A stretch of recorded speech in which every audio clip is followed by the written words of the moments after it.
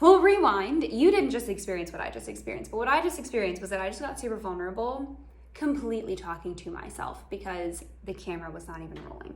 So I just am like, gonna take a sip of my coffee. LOL. Okay, anyway, I thought it would be fun to just kind of, peel back the curtain a little bit and share my story, who I am, where I'm coming from, and all of that good stuff. So we'll kind of go back to the beginning. I'm a 93 baby. Anyway, we won't go back all that far, but I grew up in a super musical family. So, and what I mean by that is like, I have one grandparent on each side that was super musical and then one that was not really as musical. So my parents are very musical. So my dad, they met while they were getting their masters actually, both in music. So my dad was getting his master's in trumpet performance, and then my mom was getting her master's in music education. She was a music teacher for 27 years. Shout out to the teachers. That is a very hard job. But she was a teacher, but she also, the reason, she got into that was because she loved singing and played piano, so similar to her mom, and just like led church choirs and all that stuff. And then it's just me and my brother, just two siblings, or one sibling, so the two of us. And so my brother pretty much plays like every instrument under the sun. So he plays guitar, drums, bass. He also sings, and he plays a little bit of cello. That might be all of the instruments, but then he also is a composer. So he is a master at like Pro Tools and got his master's in film composition, and now he teaches music at the college level. So anyway, just like super musical family. And then I really was just a singer. Like I grew up playing violin. I learned how to play piano. I taught myself how to play guitar. Not very well, but I taught myself how to play guitar. But really like singing is what like wakes me up in the morning. Like singing is to me what like water is to a fish. So as soon as I could like make noises with my mouth, I was singing. And I also started songwriting. So like I genuinely cannot remember a time of my life where I wasn't writing songs. So, like I said, I was born in the 90s, so I was really like quintessential years, were like the early 2000s, like 10 to 15. Was like 2003 to 2008 for me. And like during that time, I feel like everyone had a diary, right? Like diaries were like the thing to do. Whereas like today, I feel like it's probably like TikToks and vlogging. Like back then we didn't have phones. Like, we would like call our crushes on like the yellow pages. But anyway, so everyone had a diary back then. And so, I was like, well, I should have a diary, whatever, get like the, what was it called? The Lisa Frank, like the Lisa Frank diary, like all the colors, unicorns, whatever, the gel pens. Oh man, throwbacks. But for some reason, I had a diary, but I never really resonated with like writing out, like my day or like my stories. Like I never really was like, dear diary, so today I blah, blah, blah. Like that was just like never interesting for me. But what it ended up turning into is I just started writing songs. And I remember one of the only songs I actually remember from that season of writing, and the reason I remember this song is because I was like so proud of it, because I thought it sounded like that quintessential like Disney bop, basically. Like I was like, I hacked it. But I would literally be like brushing my hair in the bathroom, and I would be singing like, my hair doesn't like me, do do do do do, my hair doesn't like me, do do do do, and I like thought I was so cool. Like I was like, man, I have like written a hit freaking song. So anyway, but I would like share my stuff, share my music that I was writing with like my family, and they were like, it's fun, it's cool. But I never really had the guts to share it with the world or anything, because I also grew up like, early 2000s. I don't remember when YouTube came out, but I think it was like for sure like 08, 09 time-ish. So I for sure could have been like one of those like early teens, like getting into the social media thing and singing and doing music and stuff, and who knows what would have happened if I had done that. But I just never had the guts or the confidence to do that. And part of the reason for that is I had really, really, really bad acne from the time I was like 11 or so, maybe even younger, maybe 10, until the time I was like 16. And I'm talking like red, like all over my cheeks. And like I was being made fun of by people. I got called pepperoni face.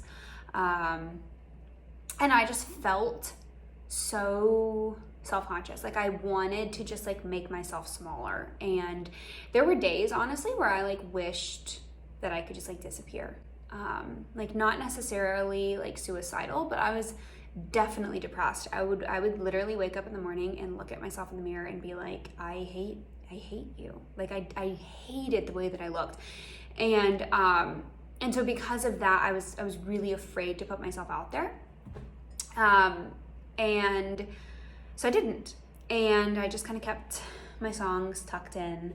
And in order to kind of get me out of this shyness, my parents put me in musical theater. So I started auditioning for shows and things like that. And actually kind of fell in love with it. Like I had never had a community of friends like I did when I was doing theater.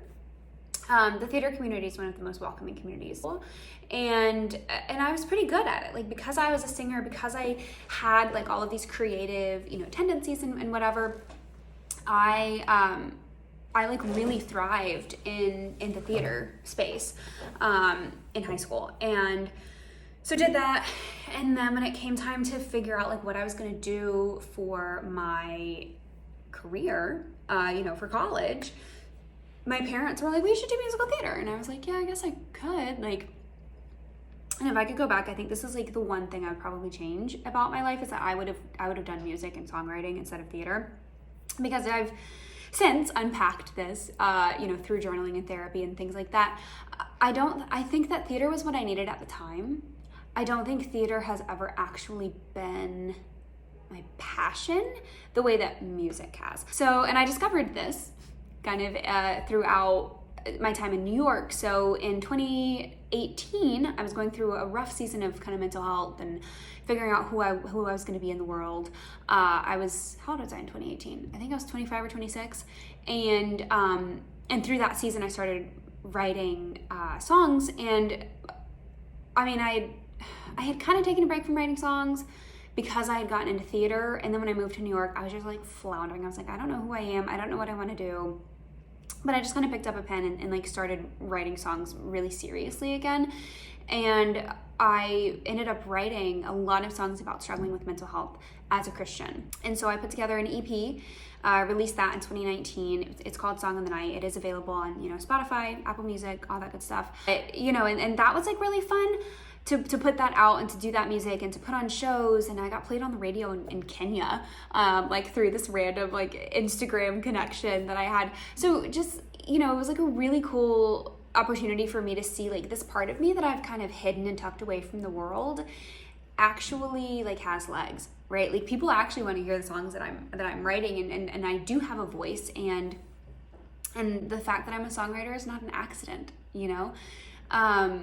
but I hated the like self-promotion music industry. Like you have to be this in order to be famous or successful. Like I hated that because it didn't feel genuine to me. I just got into this rut where I felt like I was doing what I felt like I had to do instead of what I wanted to do. And as an artist, like you have to have that autonomy to be creative. I think I do as an artist.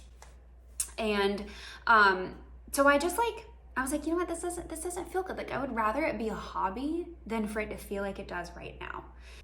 And so I like really kind of just hung my hat up. Like I was like, I'm just gonna do it as a hobby, whatever. And then during the pandemic, my husband and I moved from New York to LA. And when I moved to LA for like maybe not the first full year, maybe like the first 10 months, people did not even know that I sang. And I was like, I have to change this. Like I was like, because I used to be known as like the girl who sings, right? And then it was like, you sing? Like it was just, that was like guttural for me. So anyway, I started doing music here, and you know, put on like a show and all that stuff, wrote a song, or I've written a bunch of songs, and you know, leading worship at church. And I've gotten a lot of confirmation of people being like, why are you not doing this? And that has felt really good to be asked that question, because for so much of my life I have felt unworthy of this call on my heart to do music. Like, I have felt afraid. I have felt like I need to change who I am in order to pursue this. And that's what's so nice about like the content creator world and like the world of YouTube, is that like I don't have to play by their rules anymore, or like some perceived rules, because a lot of that like I'm putting on myself too, right? Like I can own that and admit that, but I don't have to play by the rules anymore. Like, I can just write music that I like, share it on social media and on YouTube, and if people like it, they like it. And so that's what I'm doing. And this time, it feels different. I'm 30. I have a new level of confidence in who I am. I know who I am.